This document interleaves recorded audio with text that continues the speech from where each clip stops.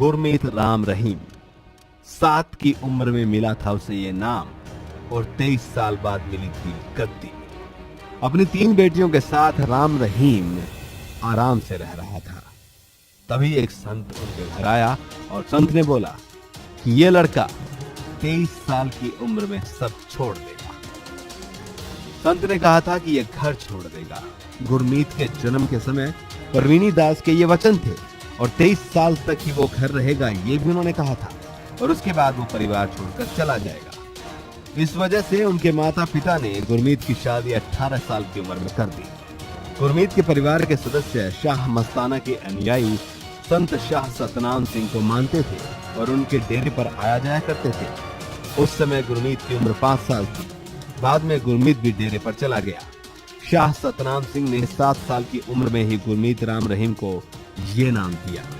बाद में शाह सतनाम सिंह ने गुरमीत को डेरे की गद्दी सौंपने का फैसला लिया और 23 सितंबर 1990 को देश भर से अनुयायियों का सत्संग बुलाकर गुरमीत राम रहीम को अपना उत्तराधिकारी घोषित कर दिया। जब उस समय गुरमीत राम रहीम की उम्र 23 साल थी। डेरा सच्चा सौदा के प्रमुख संत गुरमीत राम रहीम की 3 बेटियां और 1 बेटा है। इनमें से एक बेटी गोद ली गई है। गुरमीत राम रहीम के बेटे की शादी बठिंडा के पूर्व एमएलए हरविंदर सिंह जस्सी की बेटी से हुई है। उनके सभी बच्चों की पढ़ाई डेरे की ओर से चलाए जा रहे स्कूल में हुई है। राम रहीम के दामाद रूहेमीत और डॉक्टर शमीमीत हैं, लेकिन इनकी कोई भी फोटो उपलब्ध नहीं है। सीबीआई कोर्ट ने राम रहीम को साध्वी यौन शोषण मामले में दोषी ठहराया है और हरियाणा और पंजाब में इसके बाद हिंसा फैल गई। चलिए आपको बता दें राम रहीम कैसे बना संत। गुरमीत राम रहीम अपने माता पिता की इकलौती संतान है। उनका जन्म 15 अगस्त 1967 को राजस्थान के श्री गंगानगर जिले के गुरुसर मोडिया गांव में हुआ था। ये एक जट सिख मगर सिंह बराड़ के घर में हुआ था। गुरमीत के जन्म से पहले मगर सिंह की नसीब कौर ने एक बेटी को जन्म दिया था जिसकी मृत्यु हो गई थी।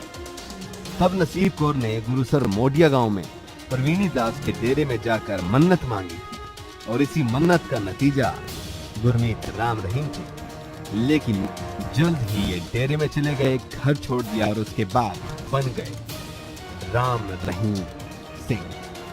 तो ये कहानी है गुरमीत की, गुरमीत राम रहीम बनने की, जो अब बलात्कार के जुर्म में रोहतक की जेल में बंद है।